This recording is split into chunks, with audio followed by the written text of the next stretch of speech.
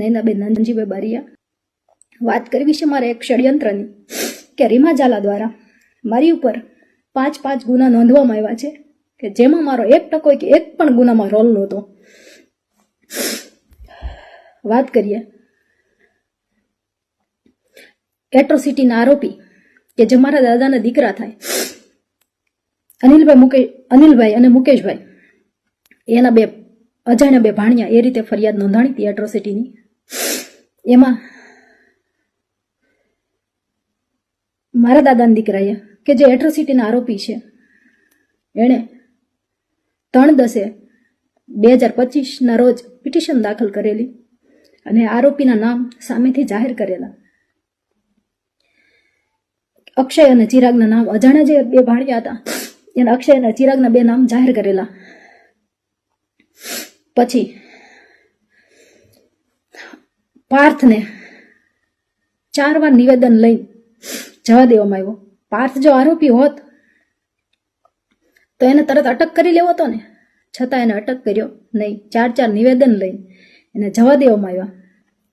મારા દાદાના દીકરાએ 3/10 પિટિશન દાખલ કરી, એમાં આરોપીના નામ જાહેર કરી દીધા, છતાં 12/11 ના રોજ પાર્થને અમારા ઘરેથી પકડીને આરોપી બનાવે છે. બનાવે એવો આખો છે કે જે દિવસે મારા ઘરેથી પાર્થની ધરપકડ થઈ એ દિવસે મારી માસીની દીકરીનો ભાણિયો એક્સપાયર થઈ ગયેલો હોય અને હું પીપરલા ગામે ગયેલી હતી. લૌકિક કામથી હું કોબડી ટોલનાકાથી પસાર થઈ મારી ગાડી રોયલ પાર્કમાં હું જ્યાં રહું છું એ સોસાયટીમાં સીસીટીવી છે. પાર્થ અને ઉષા હું ઘરે પહોંચી એના 30 મિનિટમાં મારા ઘરે આવે છે, 15 મિનિટમાં ઘરે આવે છે. હું 30 મિનિટ જ થઈ હતી પહોંચી અને ઘરે. પાછળ તરત પેરોલ સ્કોડ આવે છે. મને કે તમારા ઘરની ઝડતી કરવી છે. ઘરની ઝડતી દરમિયાન એ લોકોએ ગેટવેથી જ વિડીયો સ્ટાર્ટ કરી દીધો હતો ઉતારવાનો મારા ઘરનો. મને કે મેં કીધું જી સાહેબ મેં કરી લો ઘરની ઝડતી. પાર્થને મેં એને સોંપી દીધેલું. પછી મને કે તમારો મોબાઈલ લાવો, મોબાઈલ આપી દીધો. પછી મને કે હાલો તમે. એટલે મેં કીધું સાહેબ, મેં કીધું હું આરોપી થોડી છું. મેં કીધું હું આવું છું સાહેબ, મેં મારા ઘરે મરણ થઈ ગયું છે, હજી હું પહોંચી જ છું. અને મેં તમે પહોંચો ત્યાં હું આવું છું.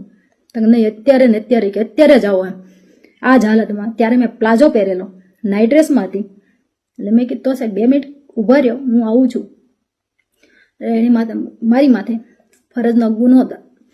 ફરજ રૂકાવટનો ગુનો દાખલ કરી દીધો. હવે વાત એ રહી મારા ઘરેથી બોટલ દર્શાવી. મારા ઘરમાં એન્ટર થયા ત્યારથી વિડીયોગ્રાફી એ લોકોએ શરૂ કરી હતી. તો મારા ઘરેથી બોટલ મળી એનો વિડીયોગ્રાફી એમાં હશે.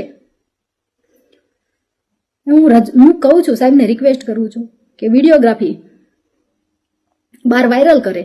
મારા ઘરેથી જો વસ્તુ મળી તો એની વિડીયોગ્રાફી મને આપે, વાયરલ કરે મતલબ. અને મારા ઘરેથી બોટલ મળી, મારા કબજામાંથી બોટલ મળી, તો પાર્થ અને ઉષા આરોપી કેમ બને?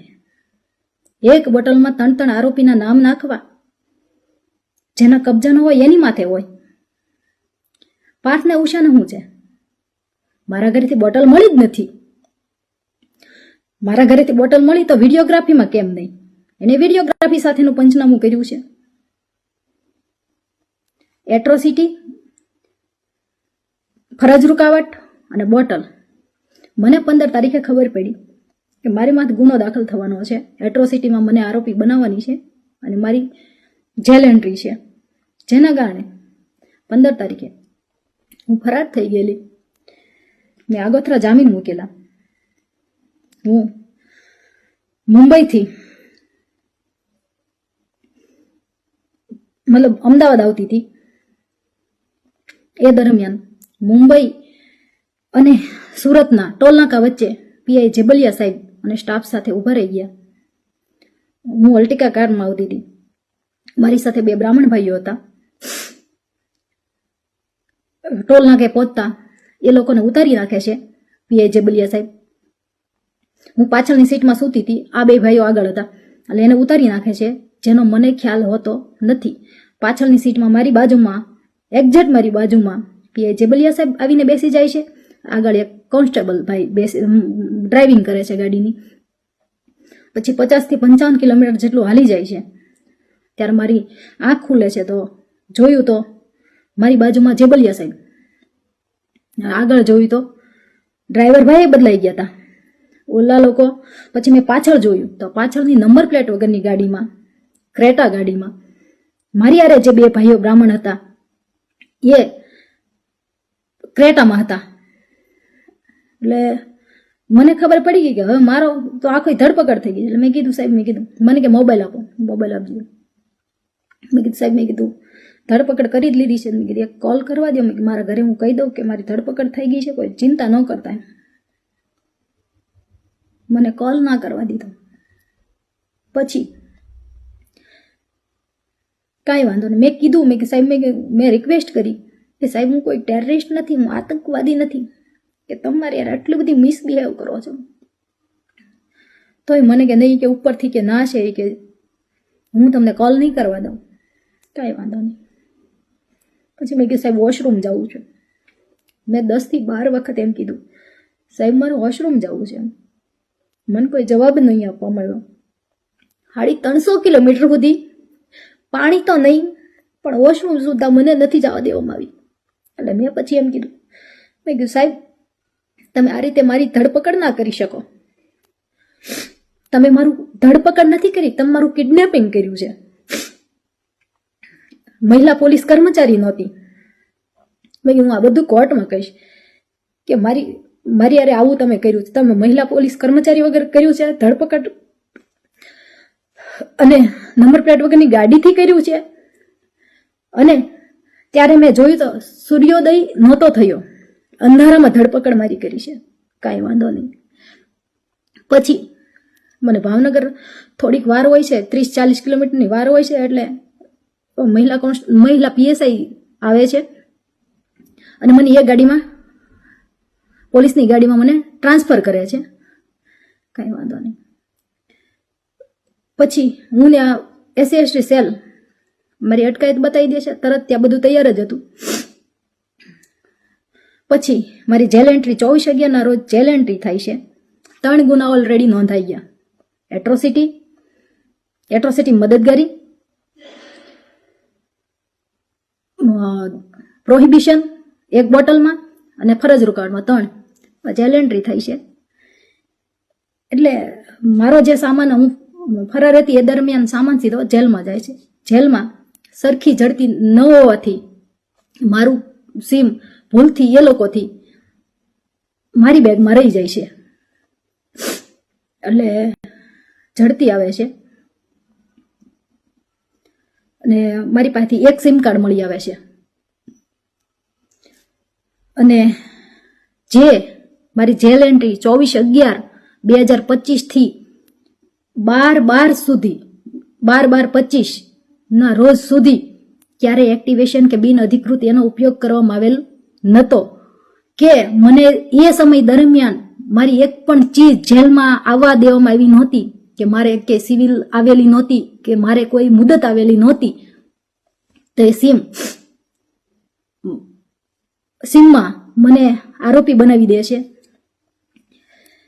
અને એની 4થો ગુનો દાખલ કરી દે છે. જેલ અધિક્ષક સાહેબ કહે છે કે એની બેનનો એક્ટિવેશન ટાઈમ જોવે છે, તો પહેલાનો આવે છે, મારી જેલ એન્ટ્રી પહેલાનો આવે છે. એટલે સાહેબ કહે છે કે અમારે ગુનો દાખલ કરવો નથી. રીમા ઝાલા કે ડીવાયએસપી પરાણે ગુનો દાખલ કરાવે છે અને 4થો ગુનો મારી પર દાખલ કરાવી દે છે. અને પછી મને જામીન મળે છે ભાવનગર પ્રતિબંધના. પહેલા મોવા ઓર્ડર કર્યો, પછી દાહોદ કર્યો, અને મારે ભાવનગર પ્રતિબંધ હતો. તો હવે વાત એ રહી, આ સિંગલ મધર તરીકે મારી ફરજ હોય, મારી જવાબદારી હોય, મારે 9 વર્ષનું બાળક હોય અને આજ 3 મહિનાથી મારો બાળક સ્કૂલે ના ગયું હોય. મારું ઘર રીમા ઝાલા દ્વારા તદ્દન ખોટા ગુના દાખલ કરીને વેર વિખેર કરી નાખવામાં આવ્યું હોય, છતાં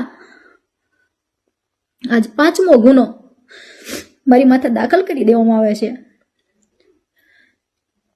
રીમા ઝાલાને જ્યારે હું મળવા ગઈ ને, મને પહેલી વાર જ્યારે બનાવ બન્યો ને ત્યારે પહેલી વાર મળવા ગઈ ને ત્યારે જ કીધું હતું કે તારી જિંદગી કે તારી અને તારા પરિવારની જિંદગી કે બરબાદ કરી દેશે એમ. તમે કે તમારી હાથ પેઢીમાં કે ક્યારે આવું નહીં જોયું હોય, તમારી જિંદગી કે બરબાદ કરી દેશે એમ, તમને જીવન લાયક નહીં રહેવા દેવાનું. ખરેખર રીમા ઝાલાએ એ વસ્તુ કરી. એસીબીમાં ફૂલ ટ્રાય કરી લીધી, જીએસટીમાં ફૂલ ટ્રાય કરી લીધી. મારા તમામ ગ્રુપમાં કોઈ માણસને બાકી નથી મૂક્યો. રીમા ઝાલાએ તમામ માણસોને ફોન કરીને બધાને બોલાવ્યા કે નૈના વિરુદ્ધ તમે ગુનો દાખલ કરો. એ માણસો પાછા મને કહે છે, મારી પાસે એના પુરાવાઓ છે. રીમા ઝાલા એમ કહે છે તમને એસપી સાહેબ દ્વારા સંપૂર્ણ મદદ મળી રહેશે, તમને આઈજી સાહેબ દ્વારા તમામ મદદ મળી રહેશે. એવું રીમા ઝાલા કહે છે. તમે ક્યાંય બિંદાસ, તમે ક્યાંય ડરોમાં, હું તમારી હારે છું, તમે નૈના વિરુદ્ધ ગુનો દાખલ કરો. એટલે હું એ કહેવા માંગુ છું કે મેં કોનું ખરાબ કર્યું છે, કે મારો કોણ દુશ્મન છે, કે આટલી હદે હું કામ મને આટલી ટોર્ચર કરે છે, આજ મને મરવા મજબૂર કરી દીધી છે. મારું ઘર વેર વિખેર કરી નાખ્યું છે. 5 ગુના છતાંય હજી એવું નથી કે મારી ઉપર 6ઠો ગુનો દાખલ નહીં કરે. એને 5 ગુના કરી નાખ્યા, હવે પાસામાં ઠોકાઈ જાઓ. મારું ઘર તો ઓલરેડી એને વેર વિખેર કરી નાખ્યું. મારું બાળક ભાવનગર જે 9 વર્ષનું છે, જેને ભત્રીજો રાખે છે, બેનની ભાણકી રાખે છે, ઘર તો આખું વેર વિખેર કરી નાખ્યું. મારું બાળક 3 મહિનાથી સ્કૂલે નથી ગયું. મારો દાહક ખાતે ઓર્ડર કરી નાખ્યો. મારા બાળકને હું મળી નથી શકતી. છતાં રીમા ઝાલાએ કુંદનને 5મો ગુનો મને દાખલ કરાવ્યો. કુંદનને સામેથી 30/12 SC/ST સેલે મતલબ મહુવા ખાતે બોલાવે છે. એ 2 વોરંટ આપે છે.